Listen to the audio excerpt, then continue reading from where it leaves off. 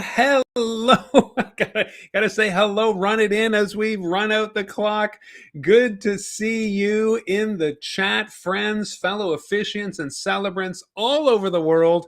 I am Mark Allen Grollo of Unboring Wedding, and we are here for our weekly wedding prep live. I know we're not in necessarily the thick of wedding season in some places, but in other places, we're just ramping up because spring comes earlier to some of you than others. And of course, if you're watching for some reason from Australia or somewhere like that, and it's the middle of the night, then of course your summer is just on the decline here. So again, we got viewers from all over, and especially in the replays. But if you are here live, you are making my day because I absolutely love engaging with you in the chat. The real win, I think, is when many of you put something in the chat, a question, a win, a comment, something like that, and the rest of you pounce all over it, helpfully, of course, wonderfully, answering questions, giving your advice. I absolutely love that. We are better together. So I always say, some of this is about me on the screen. Most of it is about being in the chat for each other and preparing for officiating wedding ceremonies, whether that prep looks like, hey, I've got something about a script I'd like to discuss, I got something about a family member or my couple or a preference or some element they wanted, or how much do I charge, or how do I do marketing, or that kind of thing. We cover it all here because being a wedding officiant, did I just whack my mic? Did you hear that? Being a wedding officiant is, it's very broad. And especially if you go into business doing it, you are an entrepreneur. So congratulations. And that comes with a whole set of different hats as we craft ceremonies, but also serve couples really well, etc., etc., etc. So I'm just popping in the chat here, as I always do. Please, if you are watching, make sure you're logged in so you can comment here in the chat. Let us know where you're watching from. If you're wondering why people are giving the weather, that's what we do here. I am in New Brunswick, just north of Maine, on the East Coast by the ocean. This is a major wedding center in Canada, St. Andrews by the Sea, St. Stephen, the coastline. It's absolutely gorgeous.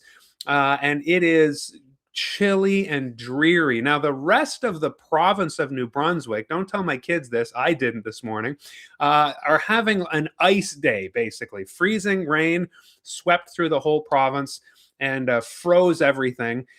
And so I woke up this morning to like a raft of school cancellations, except the one where my own kids are. Along the Fundy coast, we're on the Bay of Fundy here, the largest tides in the world. It's incredible. I live just next to a river here that empties out into the Bay of Fundy in the Atlantic, and it just goes up and down by like 30 meters every 6 hours. It's really incredible to live next to. But that means we don't get a lot of the same weather that other inland areas do. And so we just got a whole bucket load of rain, and everybody had to go to school. So that is what's going on here. Again, gray, damp. That's why I'm like clutching my cup of coffee here.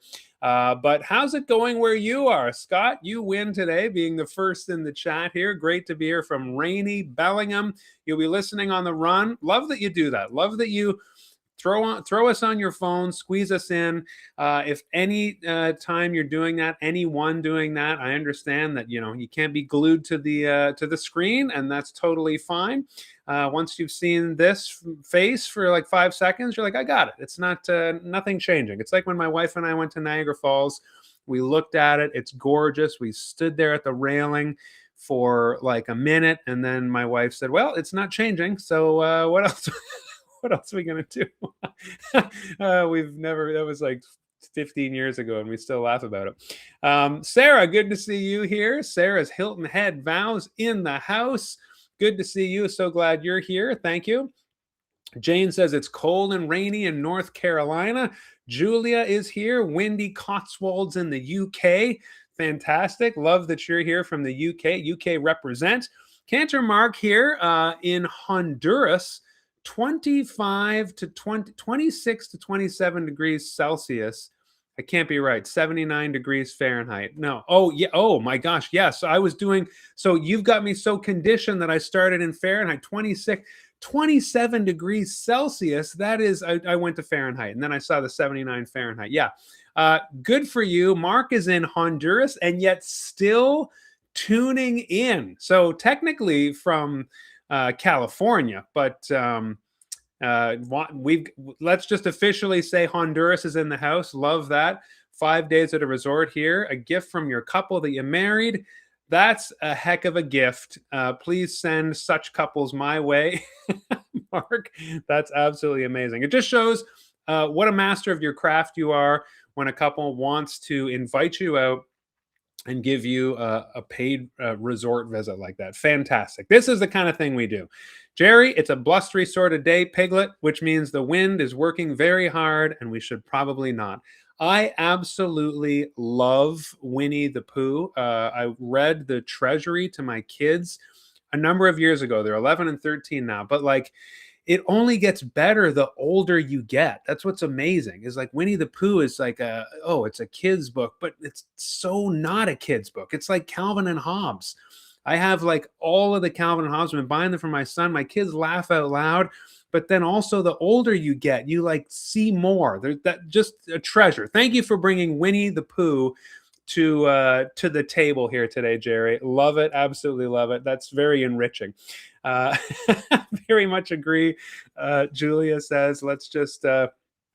It's the wind is working hard, so we should probably not. Good to see you, ART22255. I believe that's Anita. Tell me if I'm wrong. It's good morning, all, from a chilly day in Western Tennessee. And Mark here says a quote from Gary in Alberta: "The older I get, the better I was." Awesome. Josephine, good to see you from cloudy Schenectady, New York. Just rolls off the tongue now, Schenectady. I could, whoops, I got a little arrogant there and I messed it up. Anyway, good to see you, Josephine. Love that you're listening in. Terry from Ottawa, where I grew up. Good, happy to be here for weekly wedding prep. Absolutely love it. Lisa's here from rainy New Jersey. Boy, I feel like Mark in Honduras is the only one who hasn't said it's the weather's really gross out there. Alexia, good to see you. Wet snow. We have snow in Maryland. So it seems to be like snowy and damp and wet and all those things for everybody. John, you almost missed the bus. No, you didn't. We're here for a long time. I've got a few things that I got questions about this week, and really happy to get into those with you, but now is your chance to preempt that if you would like by popping a question in the chat. We don't necessarily go for an hour, but very often we get all the way around the clock, and I make sure that it doesn't go much longer than an hour because I don't want this to be too onerous for you. I want you to be able to, a lot of people reach out to me and say they watch the replay and things like that.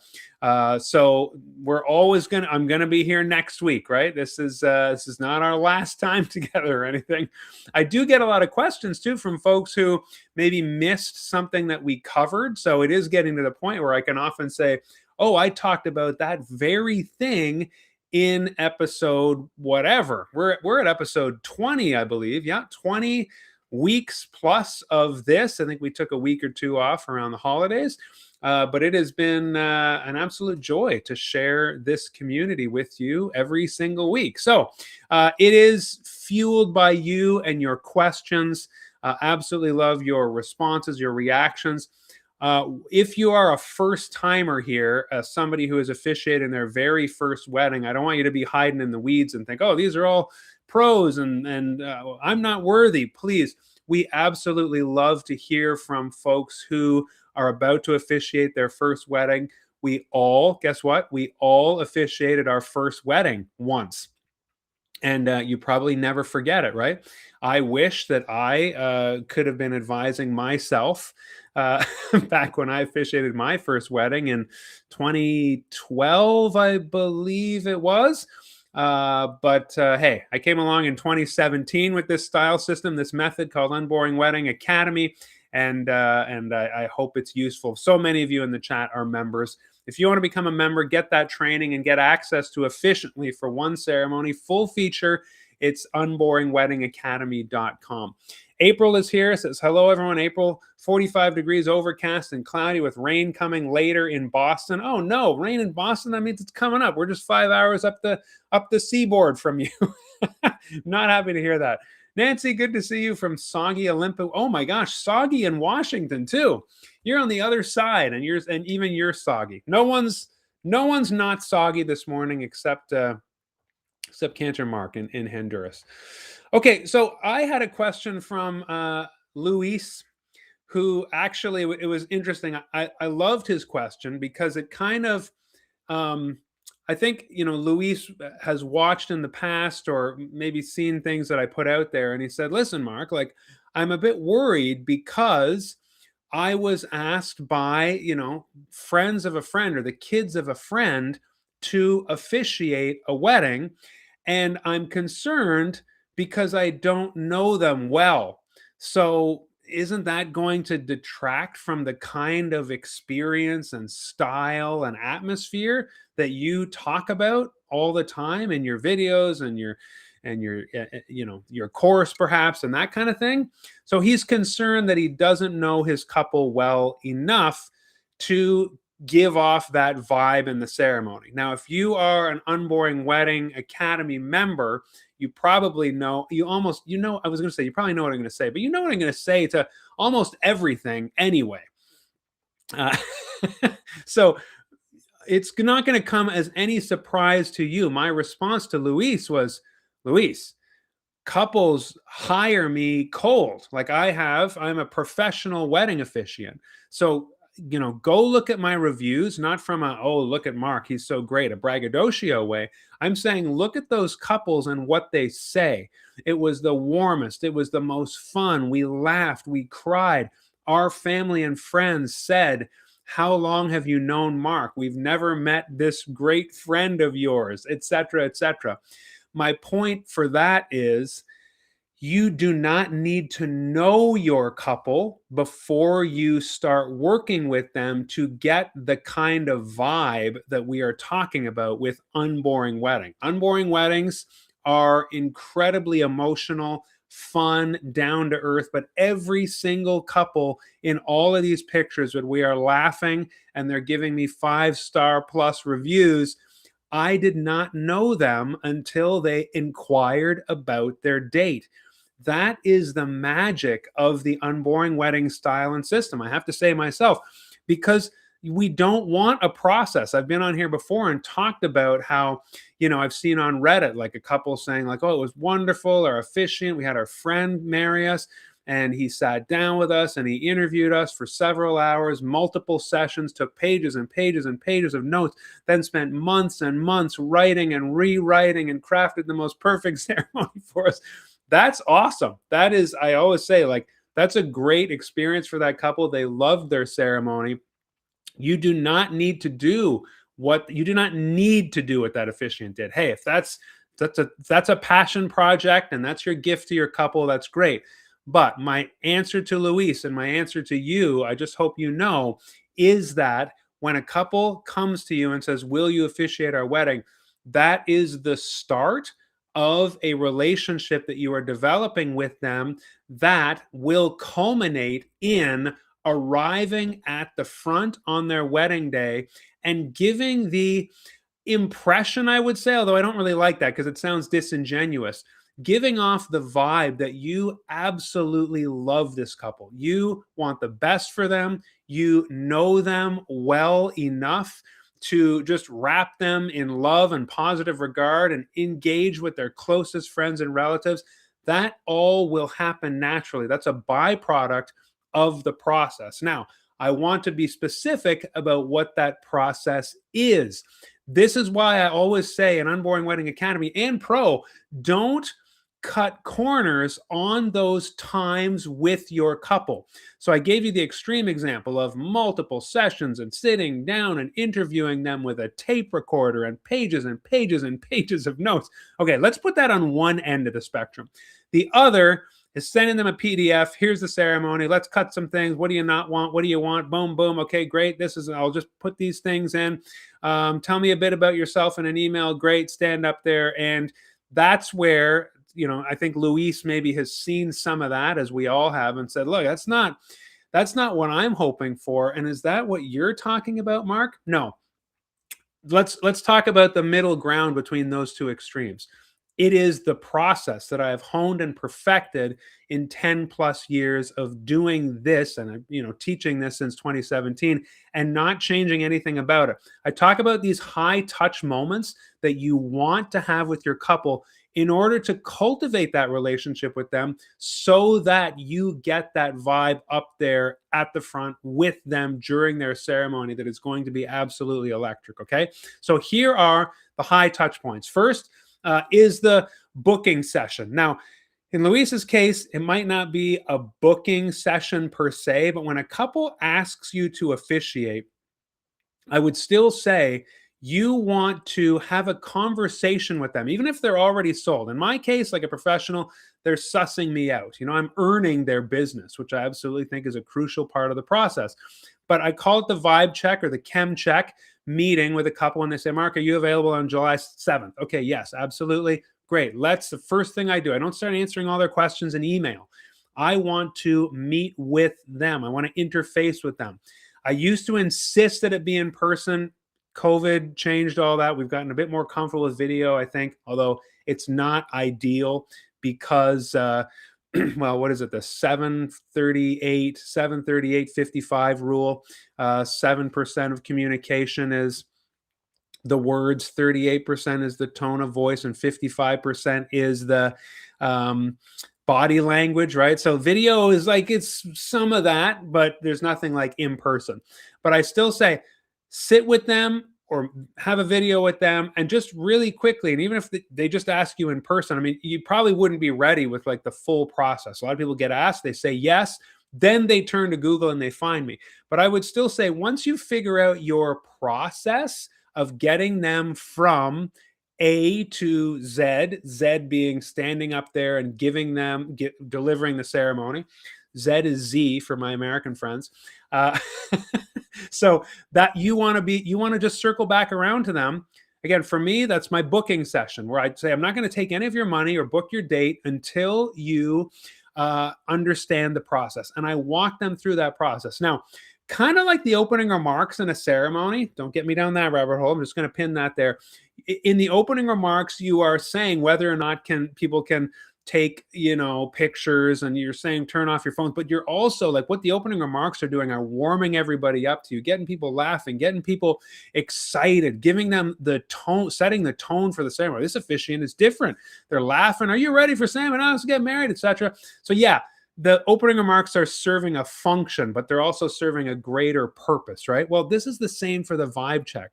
The function is so your couple understands the process that you're going to take them through. And that's why I say it's important to understand your process. This is on the video that's on my homepage of my YouTube channel. Like, it's weird that a separate step is understanding your process, but part of your process has to be understanding the process you're going to take a couple through. And so that meeting, whether it's 10 minutes, 20 minutes, a conversation with them, I'm going to do this.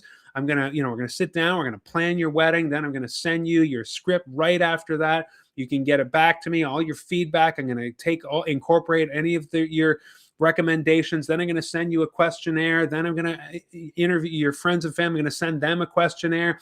And then I'm going to write your love story. So I'm going to send you a questionnaire about your love. So you just kind of explain to them. Then we're going to have a rehearsal. Then we're going to blah, blah, blah. And however long that takes, you're spending time with your couple, and they're putting themselves in your hands. This is really, really important, that's the relationship you're establishing off the top. So like I say, whether you're Luis, whose friends, kids ask them of that, maybe you say yes, then maybe you circle back around and have that meeting, have that conversation. I shouldn't even necessarily call it a meeting. Just say, hey, can we chat about the process? And then once you understand your process, share it with them. So that's the first high touch. Whether you're a pro or a friend, make sure you do that. The second high touch, as I just hinted at, is the wedding workshop. That's where, after they book you or after you say yes, you have this conversation. And then, when you're a professional, you take the 50% retainer payment, non-refundable, right? They're locked in, they're on your calendar. Then you say, let's book our wedding workshop. And I always reach out to couples 3 months before their wedding to sit down with them 4 to 6 weeks before the wedding. And that's where I open up Officiantly, our proprietary software. It's our ceremony building and automation software where you build the ceremony with them. And that hour of sitting with them and working through the ceremony, laughing with them, advising them, hearing and affirming their choices, that relationship, that bond is starting to form, and it's absolutely fantastic. So don't trade that off, I would say, for expediency. I once had a mentor under the context of ministry years and years ago who said, Mark, never choose the most expedient path. We like high efficiency and proficiency, things like that in our world. And sometimes if we cut corners, you're going to suffer. Cutting corners has consequences, right? And so spending time with a couple in this way is hugely productive because once again, the function of that is to plan the ceremony, but the larger purpose that's happening is you are establishing that wonderful rapport and relationship with them, and they're trusting you, and you have confidence. You know, in Unboring Wedding Academy, I start every single lesson with the outcome. There's 6 stages, and I say every stage here has an outcome for you as the officiant celebrant and an outcome for your couple. I think that's why my course is so highly rated, and folks rave about it when they're finished, because I'm very outcome driven. I really want to say, here's what we're aiming at here, and then that gives us our direction. So every stage of the process has that outcome. And I say that about the wedding workshop. For the officiant, the outcome is you get all the information. That's kind of a cold way to describe it, but you need that to build their ceremony. For the couple, they leave saying, wow, our officiant is so proficient. Our officiant knows what they're talking about. We're so confident that they know what they're doing, et cetera, et cetera. So running that workshop really well is one of the stages in Unboring Wedding Academy. And of course, it's preloaded into Officiantly. You just follow the garden path of all the questions in Officiantly, and your couple leaves saying, man, we love our officiant. They're amazing. Then you send them their script, et cetera, et cetera. But the rest is not high touch, to be honest. You had that vibe check or process description with your couple first. The second one was the workshop. That's high touch. Of course, you're available all throughout the process, but the third high touch is the rehearsal. And if you've watched any of my videos, you know there's nothing like the rehearsal. People are going to say, oh, here goes Mark on the rehearsal again. I love it. You show up, you shake hands with their friends and family, you hug the moms, you say hello, and then your couple watches as you deploy your preparation around the rehearsal. That's why stage 5 Unboring Wedding Academy is exactly how to do this. The 3 parts of the rehearsal, how to rally the friends and family, get them into a huddle, start it off, not like the worst iterations I've seen where you're standing there and then a planner walks up and says, all right, the 4 of you go stand at the back. But there's no hello, there's no huddle, there's no team bride and groom, there's no cheer, there's no, so I love establishing that rapport, meeting everybody, getting us laughing, and then talking about the ceremony, then walking it through. There's a whole strategy on that for the rehearsal. That is the third high touch moment. Now, again, then after the ceremony or before, if it's official, you're going to fill out paperwork with them. That's pretty high touch. You're directing them on how to do the paperwork. You're chit-chatting. You're assuring them that I'm going to, I know what to do. I need to file this, et cetera, et cetera. We're doing all this paperwork now so we don't have to do it tomorrow on the wedding day, et cetera, et cetera. So the rehearsal is absolutely huge. It's such the best use of 1 hour on your Friday that you can think of. And yeah, I know some people say, well, I'm in LA, there's traffic and all that. Okay. So everything comes with a trade-off. Like I've said, everything comes with a trade-off. I just build the rehearsal right into my ceremony fee because I tell couples, and I love telling them in the booking workshop, the booking session, the vibe check, the chem check, I say to them, I want a rehearsal. It's part of the fee. I recommend it. I love it. It's going to be so wonderful for you and your wedding party. It's more than just practice. We are getting together, we're having a good time, and then you can go off into your evening and wine them and dine them or whatever, rehearsal dinner, however you want to do it. So that's the third high touch of 3. And then when you get to the ceremony, think of all the time, the work, the familiarity, the trust, the mutual confidence that they have instilled in you, and you are getting to know them. That's why when you get to that point, Luis, obviously the email I sent to Luis wasn't quite this long. It was a nutshell version of this. But that's why when you get up there and they get, after the procession, I always say, hi there, take a breath, and they laugh. Okay, and thanks everyone, be seated. And then you launch into their story.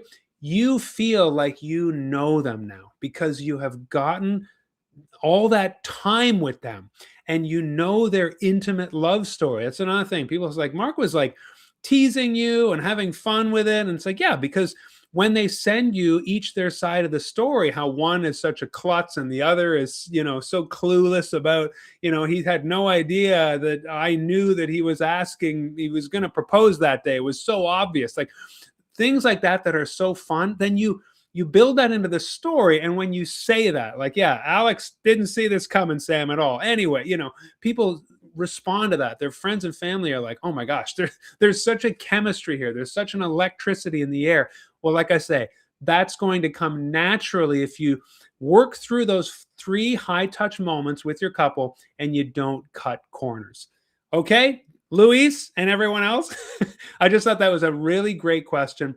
Do not be worried about, I don't know my couple well enough. Every couple who hires me, we start cold, nice to meet you, etc.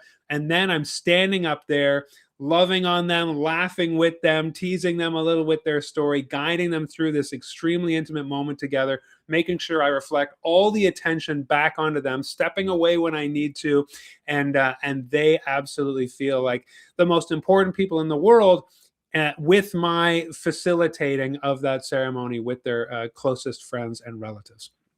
All right. Now, I'm seeing some questions here, maybe. Done with that tirade there. Josephine says, friends and family are not responding to emails. So I'm wondering if how much this will impact the love story when it's generated. Okay, so this is a really good question, Josephine. And if any of you have any follow-up to the thing I already went off about, then feel free. But Josephine, I do say in the course, and I know you're a member of Unboring Wedding Academy, so maybe you got to this already, but friends and family sometimes don't respond. And I have had this happen. I'm going to say, just with Officiantly, all you have to do is go into that section and click resend, right? It's super, super easy. In fact, I typically have Officiantly queued up here. And so I can show you, I'm in a ceremony with Sam and Alex. So I'll just go to friends and family responses. Oh, not sent out yet. So I'm in a dummy ceremony where we haven't sent any out yet, which is not going to be helpful. Let me zoom back out to ceremonies here. Maybe choose one where we did send some out. Friends and family questionnaire, invite respondents. And so you can see here how when you add this is just, again, a dummy ceremony, when you have sent out an email to the friends and family inefficiently, you can see here resend. So you can either view the responses or you can just click resend to anybody who hasn't answered. I would do that. It used to be super annoying to have to go retrieve those email addresses. A few days before I'd go in, I'd see that they haven't responded. I would then have to like recompose it, go find them, and maybe click forward again. You have to compose inefficiently. It's literally go in, see that they haven't responded, and resend. Just click, click, click. As many hasn't resend. Now, you might get a response rate that's better than 0 from that. Again, I say might because no one is obligated to do it.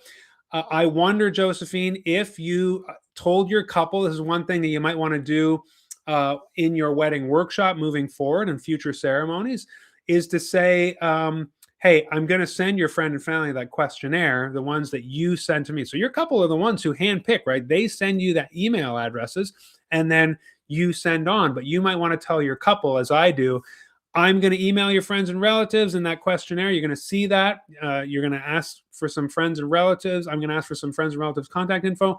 If you can, I always say, I'm going to leave it to you, couple, to turn the screws on them, to pressure them. But if you would like to do that, it helps me a lot. If you tell the friends and family that you are adding to the questionnaire that I'm coming for them, okay? So make sure they know to be looking out for that. And honestly, I'm going to say something here that it might be a matter of opinion, but I don't tell the couple that their friends and family did not reply to the questionnaire. I just feel like that's kind of unnecessarily uh, wounding them before the ceremony.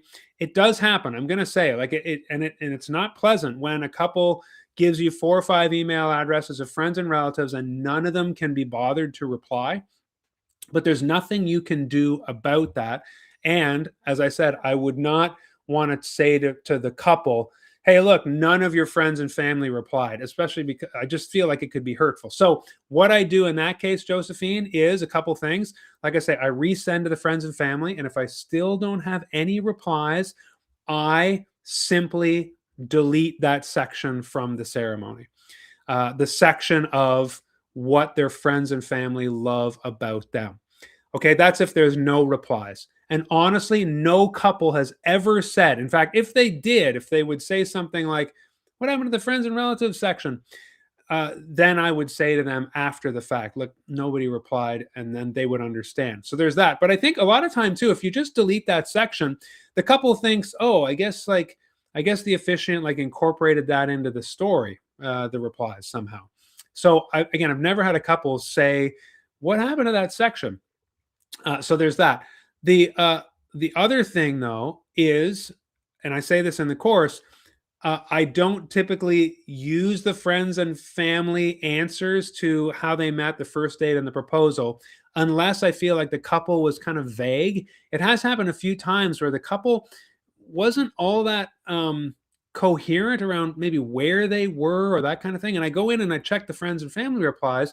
And sometimes there's a nugget in there where one of the friends or the sister of the bride or something said, this happened at Taco Bell on Friday night.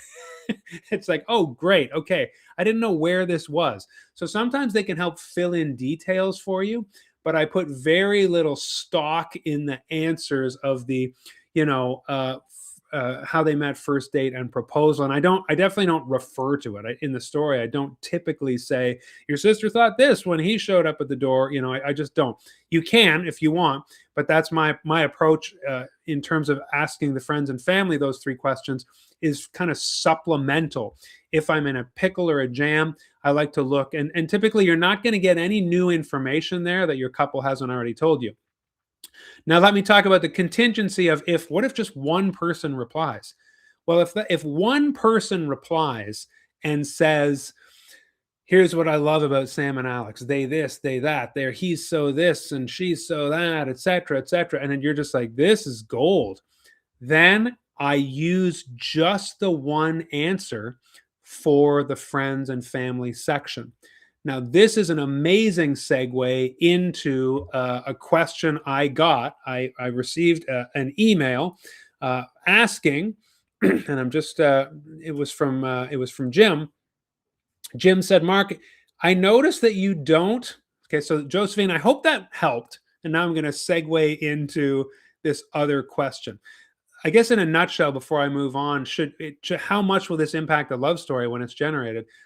0, because if you're talking about how efficiently generates the love story, then I just want to remind you as we go back in here, you will see how once we are in the love story caster, you're only see Casey's answers are here, and then when you click Jordan's answers are here, but it doesn't pull in any answers from friends or relatives. It only looks at answer 1, 2, and 3 from act 1, 2, and 3 from your couple. Now, I've gone on here before and talked about how you can go in here and edit things, add things. So if you thought, oh, what if I throw in, you get like 10 cracks at the love story caster here, by the way. You know, once you go in here, you'll keep seeing regenerate, regenerate, regenerate. Then you'll get a bar that says 3 left, 3, 2, 1. Okay, so you get to regenerate. In fact, let's just do it now and see what happens. So this is an example, though, of, see, it's moving across. I don't mind because this is again a previous copy, a previous ceremony, but it's generating and just using the answers that were in those boxes, and you can edit those. And I said before, make sure that you make when you're reading the answers, you should read the answers ahead of time. Make sure that How they met is in the how they met box. First date is in the first date box. Proposals in the proposal box. Otherwise, it's going to confuse the love story caster, and it'll think, are they on the date when they met and then they're dating again at the same place, right? So 95% of your couples are going to do this really well by themselves. They're going to answer in the boxes they should. But sometimes they like, I've seen couples like just answer all of the first question. What was your first impression? And then they just get on a roll and they answer the date and everything. And then they get to the second question, tell me about the first date. And they just go, see above. Well, that's not great for something like this, right? So you'd want to kind of go back into that and see where they started the first date in act one and move it into act two where it should be, just so it doesn't confuse the love story caster. I just want to show you, like, if you went into ChatGPT, put in some couples answers or something and click please generate this into a love story, first of all, you'd never get the result because it would be really confused. But then also it would be a lot quicker, even under the thinking or whatever, the highest model. This recipe that I've created behind the scenes here is so huge. I think I've talked about it before. I actually talked about it at Wedding MBA. That was an exclusive just for people who are there at Wedding MBA. So don't email me. It's three to 4 pages long, just the prompt to make sure that the result here doesn't sound like AI. It sounds like me. I'm sure those of you who use AI know that you can train it and train it and train it. You should always be training it and training it and training it. That's what I did over hours and hours and hours and hours. I've talked about how like 100 hours was basically what it took to create this recipe that sounds like me, because anytime it created a result that I did not like, I went back to the recipe drawing board. But here we go. Now it's done. That took, I don't know, 3 minutes or so. It's not just the content too. It's always the length that I think. This is the appropriate length of a love story. 1,200 words or so, no longer than 8 minutes, because then you have to do the what they love about each other, what everybody loves about them, etc. Okay, so hopefully that was helpful. The short answer, Josephine, is it will not impact the love story at all, because if you want to incorporate anything that the friends and relatives said, you need to go in and manually add that in the storyboard area where you work on the love abouts and that kind of thing. So don't worry about that at all. Like I say, it won't impact the story generation. Obviously, if you don't have friends and relatives answers, it will impact the love story, the love abouts. So if you have none, if you don't get a single reply, just cut that whole section. Go right from what your couple loves about each other into your reflection. No one will know it was missing. Nobody knows what's missing in a speech or a presentation, right? By definition, only you know that. And now your couple will, again, no couple has circled back around to me on Monday. What happened to our friends and family? What they loved about us? And if they did, I would say they didn't reply. Sorry about that. So I just thought it was best to leave it out. I emailed them twice, that kind of thing. Okay, so now on to Jim's question about, while we're talking about the love abouts, and he asked me, Mark, I noticed that you don't specifically name the people who replied to the questionnaire, which is why I plan on answering this question today. And it segues so nicely out of your question, Josephine, although I know you're asking just about the love story, but I was talking about the love abouts, because when you're talking about friends and family replies, most of the reason why I reach out to friends and family is not for the love story answers. It's for what they love about their couple. Now, to Jim's point, and I really explain this in Unboring Wedding Academy. I know sometimes, when somebody asks that, it was like drinking from the fire hose, and they missed it because there's 8 hours of training and rationale and my philosophy in there. But I just want you to think about it. And I did A/B test this when I was, cultivating this and developing this style and system. I used to say, and so Sam and Alex, your Aunt Doris said, Sam and Alex are this and that, blah, blah, blah, blah. And your best friend Tracy, she said, et cetera, et cetera, et cetera, et cetera, et cetera. And your Uncle Joe said, et cetera, et cetera, et cetera. So Okay, I just kind of demoed for you what happened there. Now, what happened in your brain when I said Aunt Doris, Tracy, and Uncle Joe? Well, your mind went to those people. Okay, you right away. You're if you're sitting in the seats, you're thinking, "Do I know Aunt Doris? Oh, there's Aunt Doris." If you're a plus one, you're like, "Who's Aunt Doris?" Well, everybody's looking at that lady. Oh, she's beaming. Oh, the couple are looking at her and they're smiling. So that's great. Um, that is what happens when you name the names. Okay, so that's the first thing. The second thing is kind of what I said before, just to Josephine there. If you only get an answer from Aunt Doris and nobody else, then are you just going to say, I asked a bunch of people, and here's what Aunt Doris had to say, and you only say Aunt Doris? That doesn't work either. Or your other choice is, I asked Aunt Doris what she thinks of you, and she said this. And everyone's like, what am I, chopped liver? Why did Aunt Doris get the only questionnaire from this officiant? Right? You don't want to be in that situation either. So years ago, I realized when I beta tested this, A/B tested, I started with saying, so and so said this, so and so said that. That's all well and good and wonderful.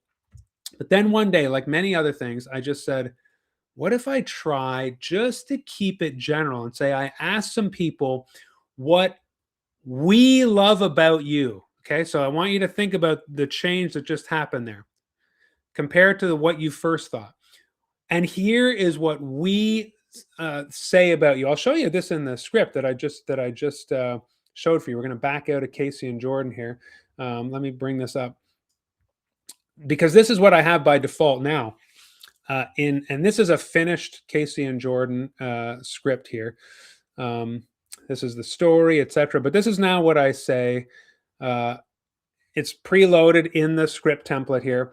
It's what I say at every ceremony. Jordan and Casey are in love, and two people in love do tend to gush about each other, and then always gets a chuckle because you've just said what they love about each other. But it's the opinions of friends and family that are perhaps a bit more objective, or I say grounded in reality. Or again, I've said this so many times now, I kind of riff on it momentarily. I asked a few friends and family about Jordan and Casey. A few of you are here today, a few of the people who love Jordan and Casey most. And here's what you had to say. So here's what we love about Casey and Jordan. That's kind of a plural pronoun, right? Here's what you had to say. When you say that, you are including every person in the seats. When you make it that plural you, a few of the people who love them most, here's what you had to say. Here's what we love about Casey and Jordan. And now Casey and Jordan are laid back, easygoing people, always up for anything, very easy to travel with.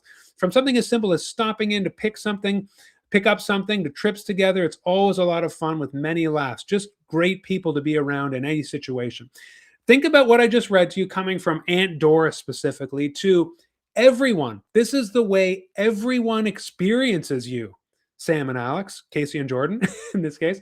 Isn't that amazing? Their personalities seem to complement one another perfectly, working together to get through any situation life can throw on them while making it look effortless. If that just came from the groom's buddy, Doug, that's fine. But if that's what we think, that's what our consensus is about you, well, I don't need to belabor this. That just lands so much harder. It's so much more beautiful when you're saying, this is the consensus on you, you two. We love this about you and we love you so much. So that's why I found, like, once I did that a couple times, I was like, oh, there's no going back here. It's absolutely, it just throws it wide open. And it's like everyone is encircling them with love.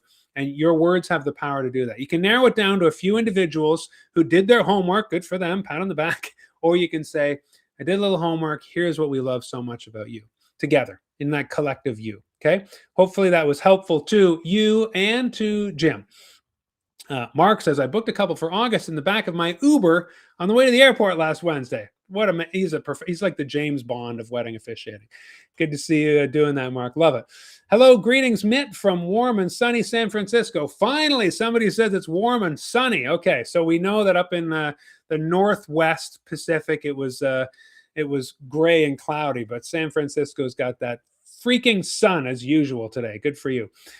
April says, I have a wedding coming up in May for a senior couple, 73 and 68. Wow, they'll be my first mature wedding. I'm starting to put their script together. I'd love some tips on what to say or not. Well, April, I would advise you to just say the usual things. I have wed people that are the same age. They are young at heart. This style, this system, I don't change anything about it, whether they're older, whether they're young, whether it's a second marriage, whether there's, whether they're widowed, that kind of thing. Um, if anybody has any recommendations in the chat, but you'll get to know them through the process that I just described. If you don't cut corners, if you do those high touch moments with them, when you book them under your belt, wedding workshop, awesome. Get to know them a little bit. Send them the questionnaire, hear their sides of the story. My goodness, it must be a lot going on there with their age. They've seen and done a lot, but you still focus on how they met, the first date, the proposal. Will be so charming, so cute, I guess you could say, and just follow that same rhythm. I'm really happy to hear that you have a wedding for a senior couple like that. It's awesome. Okay, Alexia says, what do you do if you had an emergency where you couldn't make it to officiate someone's wedding? Okay, so this is a great question. If you have an emergency, I'm wondering if we're talking like same day. Okay. And I'm also wondering if we're talking about professional. So there's a few things to take into consideration there. In my contract, it says if I can't make it to officiate your wedding, if I come down with appendicitis on the day of your wedding, a couple of things are going to happen. First of all, I just fully refund you. And that's really what I talk to them about. It's just like, I'm going to fully refund you with my full apologies. That's the first thing. But so that's the contractual obligation, I would say. It's like, obviously you don't keep a cent. Now, this is what I was saying. If you're a friend or relative, then the money doesn't matter. I assume that if we're talking like a last minute emergency like this, the script is completely finished. And this is why an incredibly detailed script is absolutely crucial. And this is something I say to my couples when they ask me this, because this is a great FAQ. What if you can't officiate on the day of the wedding? I say, look, you're going to get a full refund, and I will give the script to your fill-in. I can't promise that I will find a fill-in, but you are going to have guests at the wedding, and all you need to do is scramble to find, again, none of this is ideal, but I've refunded you the money. I have appendicitis. What can I do? Or I was going to say halitosis. No, that's bad breath. The one where you lose your voice. My gosh, it's funny. I can't even think. When you lose your voice, it's called, I've just done it in a way. So if you're in that situation, I will send you the full script. Like, again, get a friend or relative to do it. With Efficiently, you do it in one click. Just export it and get some. If you're sick in bed, you can do this with a click. Export it and email it to your couple. And then it's so detailed. This is what is so crucial about this Unboring wedding style and system that I teach, and the script. If it's only the officiant's words, it's only half done.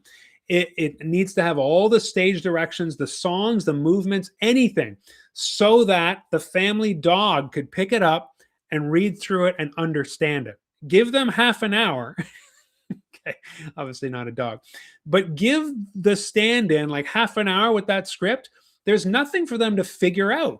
If I were handed this, if my couple said to me, look, our officiant just went down, Mark, I know you have experience in front of people. Can you do our ceremony? I was, okay, do you have a script? I'm not going to come up with, no, it's right here. Oh my gosh. Okay, look at that. Every name, every cue, okay, I see. The stage directions are in blue and the part where I talk is in black. Amazing. This is what Efficiently does with one-click export. So I tell the couple, I will email you your full script.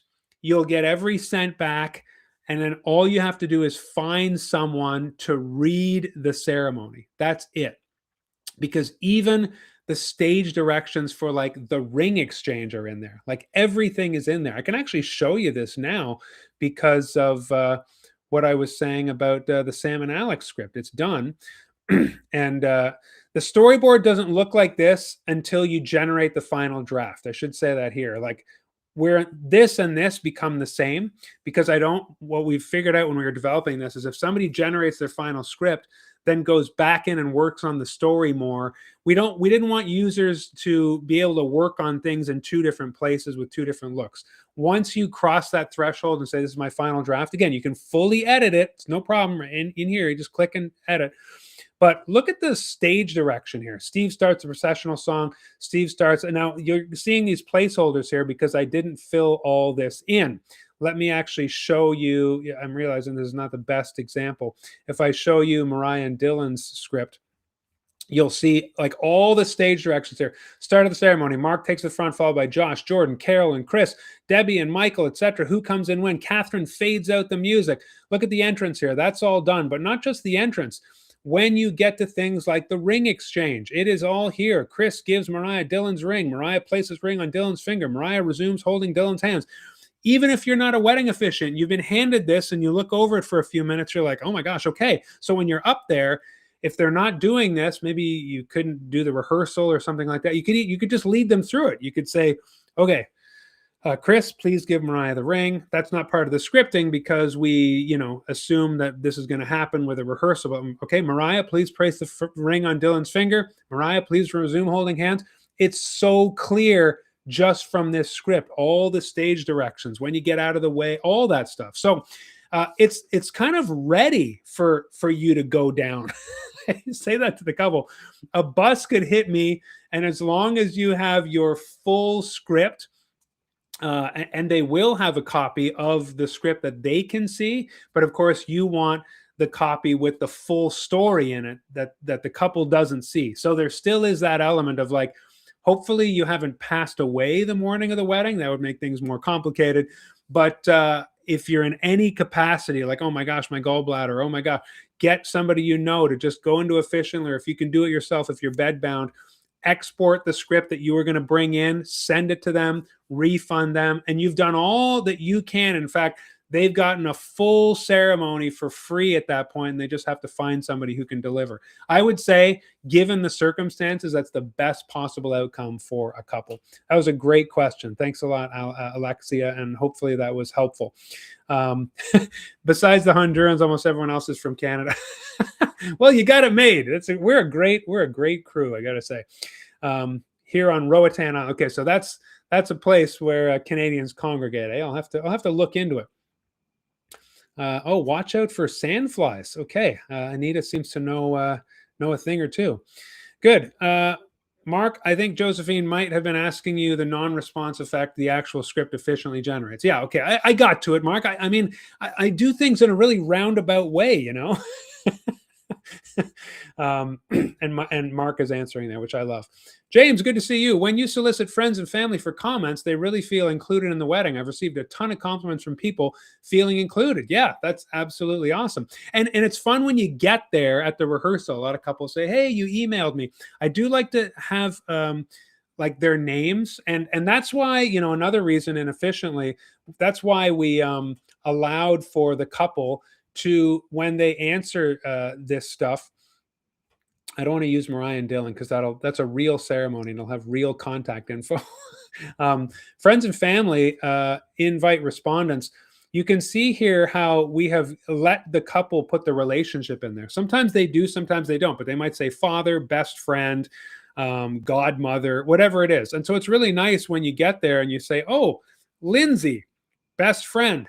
Hey there, it could be like, sometimes they say bridesmaid, sometimes they say their function in the wedding. And so that's another touch. Like you say, when you get to the wedding and you have already emailed that person, you can say, thank you so much for replying to the couple, etc. And if they haven't, then you can say, I mean, the ship has sailed by then. A lot of time, if somebody hasn't answered the questionnaire, they come to me at the rehearsal and they go, I'm so sorry I didn't get to it. I'm really sorry. So that's okay. That's okay. It's done. I had some other responses. It was fine. You don't make them feel like crap. Whatever you do, you'll get through it. Thank you, Terry. Laryngitis. That's the one. That's the word I was looking for. Scott says, if you turn over a script to someone in the family due to your inability to perform, how would you handle the changes? Oh, charges. Would you charge them anything? How would you handle the charges? Would you charge them anything? No, I wouldn't. Because I feel so bad, I'm incapacitated. Like, they trusted me. They gave me a non-refundable retainer, maybe a year in advance. I held on to that money. I spent it. And then they paid me the balance 2 weeks before the ceremony. like this would be my apology to them. It's just like, I it doesn't matter how much work I did. If I'm not there in person officiating, then I do not deserve a cent of your money. That's, you just kind of cut your losses. That's that's why, to be honest, like, I asked for full payment, 2 weeks before the wedding, because by then, like, I know that I'm going to be there, barring some disaster of some sort. When COVID hit, a lot of couples were seeing if wedding vendors would refund them, and that was dicey. That's why a lot of people put like force majeure in their contracts and stuff now. But for me, it was just very much, oh, let's reschedule. I've still got your deposit.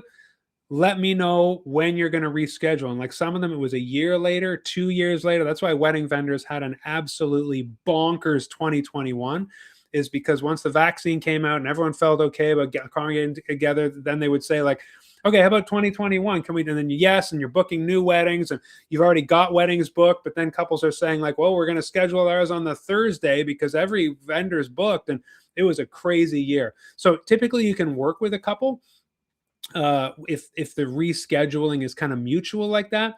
But in this case, I would just say, I really messed up. My body failed, whatever it is. Not in a guilty sense, but like, I'm not taking a cent of their money, even though I did all that work, because I committed. I committed to officiating their ceremony, and I'm unable to do that. That's how you keep a couple really happy. If you try to charge them, hey there, good morning. I know your wedding's in 4 hours, but I can't be there. You want to be seen, give them the impression, give them the understanding that you're doing everything you can to atone for that, something that wasn't your fault. But that couple will be really happy if you do everything you can. If you have a professional wedding officiant, then it's a little different. And maybe that's where, if I reach out to my friend Jess, who's a fellow officiant, and I say, can you do a ceremony at 2 o'clock? In that case, we would have something to talk about where I could say to the couple, I'll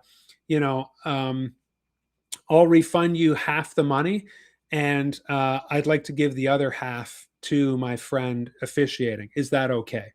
I'm glad you pressed on that, because if you can find a replacement, I would say you definitely don't have to. But if they're like, we don't have anybody, then it's great to have backup officiants. And you would want to tell I would want to tell my friend Jess, hey there, 2 o'clock ceremony. If I give you the script, can you deliver it? And I will give you $500 for that from what the couple gave. But I would still refund the couple the other half, to be honest, because they wanted me, right? So it's just, you got to think about the best way. How do you make your couple the happiest they can be in a circumstance like that? Yeah, backup officiant's a good idea. The couple has so much money invested in the wedding. I recommend a talk through rehearsal with the backup officiant prior to the wedding day. Okay, well, that I don't know how reasonable that is. Like, to always have a backup officiant. I mean, if you feel like you're getting sick, that's one thing, but I don't know any officiants who could find somebody who would want to be your permanent backup like that. It's a great idea in a perfect world, but if I said to Jess, I'll be your backup officiant, well, I'm not going to trouble myself on Friday night every time she has a wedding, and vice versa. It's just not going to happen. But if you agree to back up for each other and you have this contingency plan in place, that's really, really awesome. I got to tell you, I've been officiating, like I said, since 2012, and I have never been unable to officiate a wedding. It's never happened. So, touch wood and all that stuff. Have I gone to a wedding feeling a little under the weather? Yeah. You don't want to be like that officiant on TikTok who became famous for just turning her head and vomiting. If it's that bad, you shouldn't be up there. I got to say, I have officiated a couple of weddings on, a couple of Tylenol an hour before just to get through it. But, know your limits, but I have never, ever been struck down. So if you're wondering like, how worried should I be about that? Well, obviously it depends on your health and your record and your body and things like that. But I'd say all this stuff kind of hypothetically, because I have never, ever had to call a backup wedding officiant. So it's typically not something you need to worry too much about. Hey, Eva, good to see you. Just woke up in time to say have a great day. Thank you. It's been an hour, and this has been a lot of fun. Cantor Marks to send the script to the planner, not the couple on the wedding day. Yeah, I mean, I guess Mark, you say there's always a planner, and that's another thing I could have said. I operate under the assumption that only half my couples have a planner. If there is a planner, I would absolutely. They're like the first. I loop them in right away, 100%. So I'm glad you said that. What about the signing of the license and the fill in is not certified or ordained? Yeah. So that's something where, if somebody can get to your house, again, it depends how incapacitated you are. You could say, I have the paperwork. But barring that, I would just fill out the paperwork with them at a later date. And I talk about how my wife and I got married on some random date in Korea that we don't even remember because we filled out papers. Then we had our wedding ceremony on December 31st with our friend who was the officiant and our family and friends there in this little church in Korea. And we consider our anniversary to be December 31st, even though the papers are dated somewhere. I don't even know where with some date. It's similar. Well, I've officiated for couples who forgot their paperwork. And I said, okay, the ceremony will go on and we'll just sign your papers. I'll meet you on Monday. Is it ideal? Does it complicate some things? Perhaps. Absolutely. But yeah.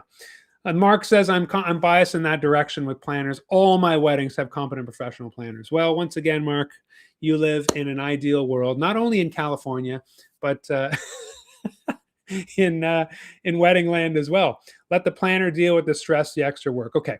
So again, many, if not unfortunately, most of my couples don't have a planner. So there's assumptions at work here. Friends, this was awesome. I did have more to talk about, but hey, as we said, we'll kick it down the road to next week. Continue to send me your questions. This was really great. There was some really great stuff we covered here today.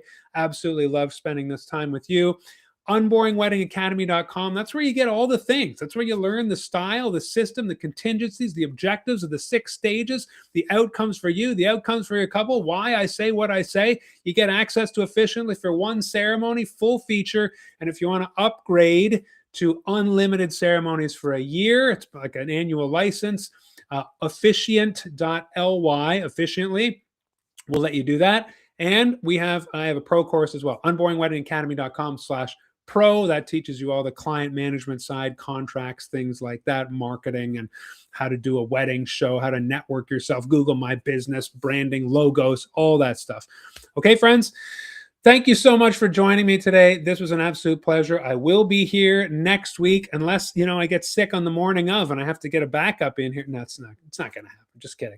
Have a wonderful rest of your week. This was absolutely wonderful. Until I see you next week, friends, have a great rest of your day. Thanks for being here. Marry on.